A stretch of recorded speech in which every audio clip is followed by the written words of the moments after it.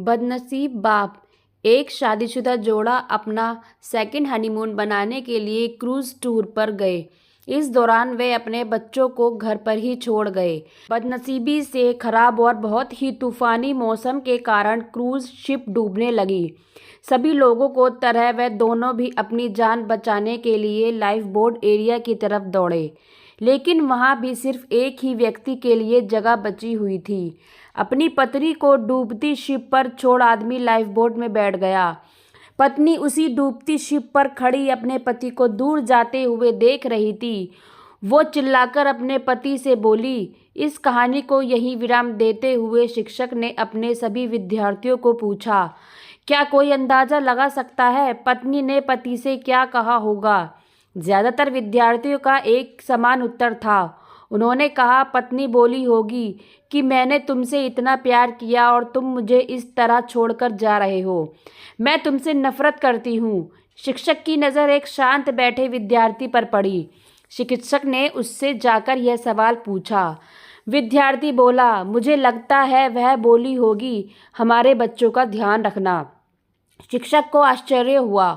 उन्होंने विद्यार्थी से पूछा, क्या तुमने यह कहानी पहले भी सुनी है? विद्यार्थी ने सर हिलाया और बोला, नहीं, लेकिन बीमारी की वजह से दम तोड़ते हुए मेरी माँ ने यही शब्द आखिर में मेरे पिता से कहे थे। शिक्षक ने उस विद्यार्थी को सही जवाब देने के लिए शाबाशी दी। कहानी को आगे बढ़ाते हुए शिक्षक ने कहा, क्रूज शिप डूब गई और साथ में पत्नी भी। पति घर वापस लौट आया और उसने अकेले ही अपने बच्चों को पाल पोस कर बड़ा किया। कई सालों बाद उस पति की भी मौत हो गई।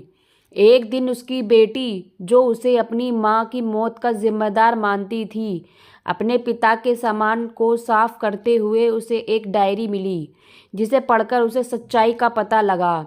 डायरी में लिखा था, जब उसके माँ बाप उस क्रूज शिप पर गए थे तब उन्हें पहले से ही पता था कि उसकी मम्मी को 3rd स्टेज कैंसर है और इसलिए वो दोनों आखिरी बार एक साथ ज़्यादा से ज़्यादा समय बिता सके, इसलिए दोनों अकेले ही इस क्रूज शिप पर गए थे। जब उसकी वहाँ पर मनहूस समय आया था तब उसके पिता ने उस अकेली बच्ची लाइफ बोट की जगह में बैठने से मना कर दिया था। उन्होंने डायरी में लिखा था, वह भी अपनी पत्नी के साथ उसी डूबती हुई शिप में डूब जाना चाहते थे, लेकिन सिर्फ और सिर्फ उनके बच्चों के लिए अपनी पत्नी के कसम देने के बाद उनको उसे अकेला छोड़कर उस लाइफ बोट में सवार होना पड़ा। इस डायरी को पढ़ने के बाद बेटी फूट फूट कर रो पड़ी। शिक्षक ने यह कहानी यहीं ख़त्म की और पूरा एक शांति में डूब गया।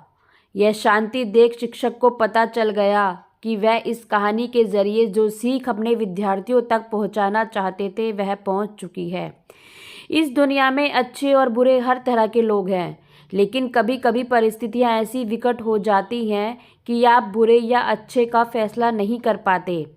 इसलिए कभी भी हमें कोई भी फैसला लेने में जल्दबाजी नहीं करनी चाहिए। सिर्फ बाहरी चीज़ों को जान लेने से किया गया फैसला कभी भी सही नहीं हो सकता। बिना किसी जांच पड़ताल के और बिना दूसरों का पॉइंट ऑफ व्यू समझे फैसला करना छोड़ दीजिए। वह जो होटल में आपके खाने का बिल भरते हैं, इसलिए नहीं क्योंकि उन्हें अपने पैसों का घमंड है, बल्कि इसलिए कि वह आपको पैसे से ज़्यादा मैं देते हैं। वह जो हमेशा आपकी मदद करने के लिए तैयार रहते हैं, इसलिए नहीं क्योंकि उन्हें आपसे कुछ चाहिए, बल्कि इसलिए क्योंकि वह आप में एक अच्छा दोस्त देखते हैं। वह जो आपको हमेशा मैसेज करते हैं, इसलिए नहीं क्योंकि उनके पास कोई करने के लिए कुछ और नहीं है, बल्कि इसलिए क्योंकि वह आपको बहुत याद करते हैं। तो फ्रेंड्स, इस कहानी के लिए आपकी क्या राय है कमेंट्स बॉक्स में ज़रूर लिखिएगा और कहानी को लाइक व शेयर ज़रूर कीजिएगा। और अगर चैनल पे नए हैं तो प्लीज़ सब्सक्राइब कीजिएगा। धन्यवाद।